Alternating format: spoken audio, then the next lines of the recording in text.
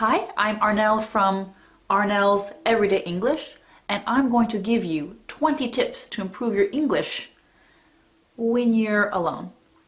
At the end of this video, I'm going to give you some homework, so keep watching. Tip number 1, you need to have mini goals. Mini goals you can divide up every week.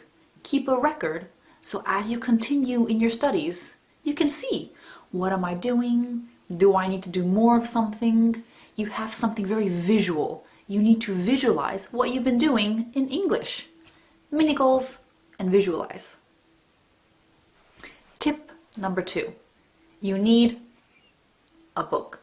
This can be a grammar book, a vocabulary book, or an exam preparation book. If you don't have a teacher, if you're alone, you need a book. Study one unit at a time and do it step by step. Don't get discouraged. See what you can do. There's always the answers at the back. You can check yourself. Give it a try. Tip number 2 was get a book. That brings us on to tip number 3, use YouTube. Once you've studied something from a book, you can confirm the information by watching a video.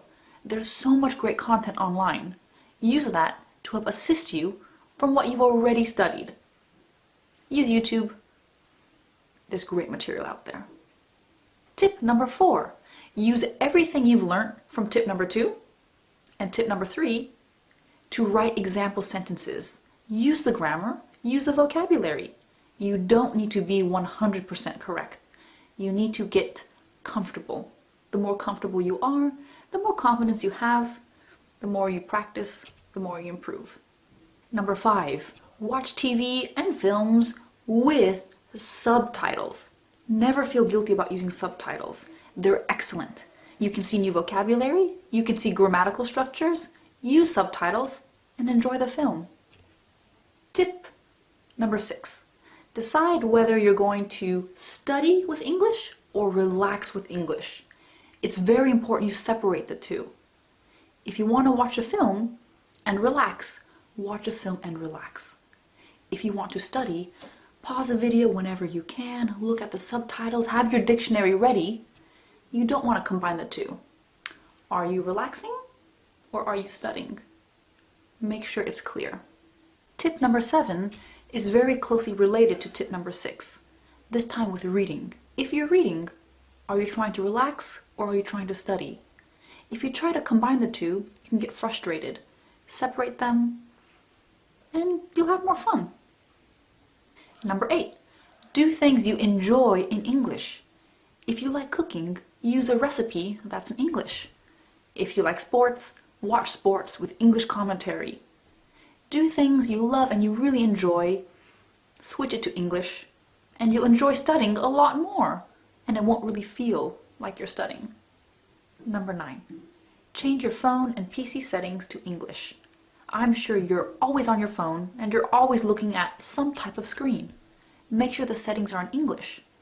It's an easy way to boost your vocabulary and to become more familiar and comfortable with English. Okay, number 10. How are you feeling? Keep a diary. Write what you do every day. If you do the same things every day with your job and your friends, challenge yourself. Try to write about specific things. Did you see someone interesting at a bus stop? Did your coffee taste a bit strange when you were in a cafe? Challenge yourself and write in your diary every day. The English does not need to be perfect. Get familiar. 11. Start to learn phrase-level vocabulary. You don't really want to learn word for word. For example, take a nap. It's up to you. On a number of occasions, start to memorize vocabulary in phrases. That's a very natural way to do it, and it'll make learning prepositions and different grammatical structures easier. Phrase-level vocabulary. Tip number 12, record yourself speaking. I know it's not very nice hearing your own voice, but it's one way to improve your English. Speak about anything. It can be a friend, it can be a film you watched, it can be about pineapples. Speak for 1 minute, record yourself. Can you self-correct? Do you notice any errors? How's your pronunciation? How's your intonation? Use a recorder as a tool. Tip number 13. Highlight things in newspapers and magazines. People don't really buy newspapers or magazines anymore, but you should. They're very cheap study materials. Get your highlighter, highlight phrasal verbs, highlight the present perfect, highlight new vocabulary. Use these paper resources and be proactive. Tip 14. Don't get distracted. If you have things like your phone or the TV, just got a message. It can stop you from doing what you're trying to do. If you're studying, don't turn your phone on. Don't have the TV on. Don't have your PC on. It's your time to study. Don't get distracted. You're doing a very good job. We've done 1 through 14. Let's look at number 15. Number 15, be consistent. Do something English related every day. You don't want to study for 5 hours one day and then don't do anything for the rest of the week. Do something every day. If you're tired, stressed, or really busy, only do 5 minutes. That's good. Be consistent, step by step. 16, be patient. It takes a long time to learn different things in English. It takes a long time to understand prepositions, phrasal verbs, tenses, present continuous, past continuous. Everything takes time and it takes practice. If you're more patient, the less frustrated you get, and the more comfortable you are studying, especially alone. Tip number 17. Be aware that at every level English, you'll probably have a plateau. You might feel like you're not improving. This is normal. Remember tip number 15? Be consistent. Keep going, and eventually you will reach that next level. 18. Take a break when you need a break.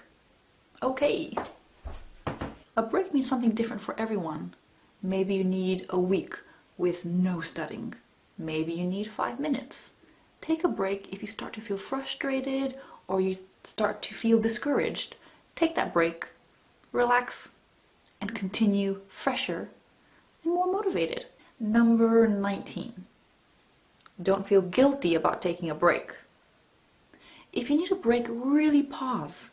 And don't think, I should be studying now, I have my homework, I should be studying. That's just causing more stress. Don't feel guilty if you really need that break, because that break is going to help you in the long run. Whew. Tip number 20. Don't forget, maintaining is just as important as improving. Keeping your level the same without losing level is just as important as improving your English. There you go. 20 tips.